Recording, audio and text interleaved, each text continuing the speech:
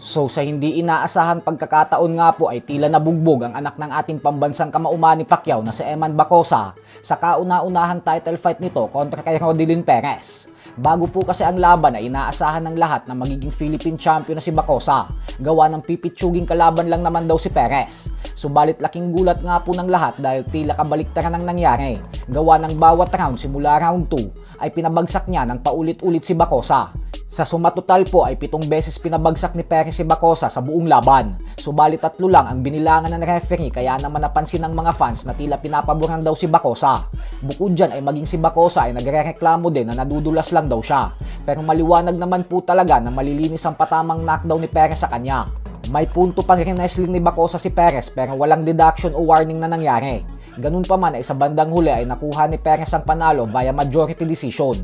May isang hurado pa na ginawang tabla ang score ng 75-75.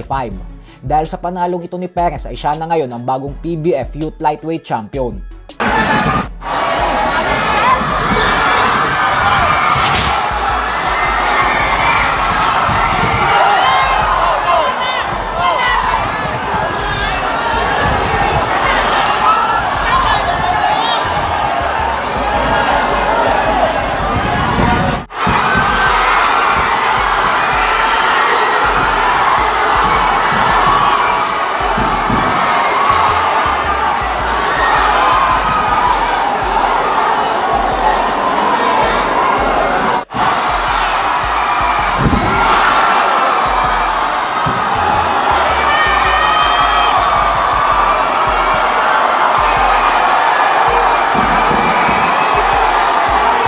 Bilang banda naman mga idol ay naglabas naman nga po ng reaksyon ang former 3 Division Champion Angas ng Pinas General Casimero sa mga taong humihingi ng tulong sa kanya na hindi niya nabibigyan ng tulong.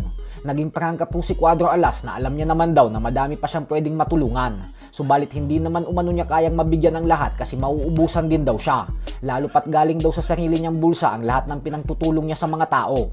Kaya naman sinabi ni Casimero na mag-abang lang daw tayo lagi kasi sa tuwing may laban siya ay makakaasa umano tayo na madami siyang matutulungan. Kaya saludo din talaga tayo sa Angas ng Pinas. Parang naubos na yung bigas natin.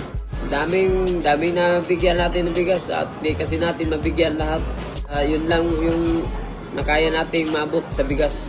Hindi pwede lagi tayong mamimigay kasi maubusan tayo niyan. Pag may budget, pag may laban na naman, ganun. Abangan nyo lang lagi. Hindi tayo pwede na magbigay-bigay lahat. Kasi wala na tayong matira guys. Alam naman natin na marami tayong pwedeng tulungan pero hindi talaga natin kaya na matulungan lahat. Sana maintindihan nyo guys. Magbibigay tayo pero yung ano lang talaga. Yung kaya lang natin sa bulsa eh. Sana ganun guys ba, no? Sarili kasi yung bulsa natin yan guys, kaya hindi naman tayo masyadong ganun ka, ano, na mabigyan lahat. Alam natin, daming pwedeng tulungan natin guys, pero, di ba? Alam nyo yun.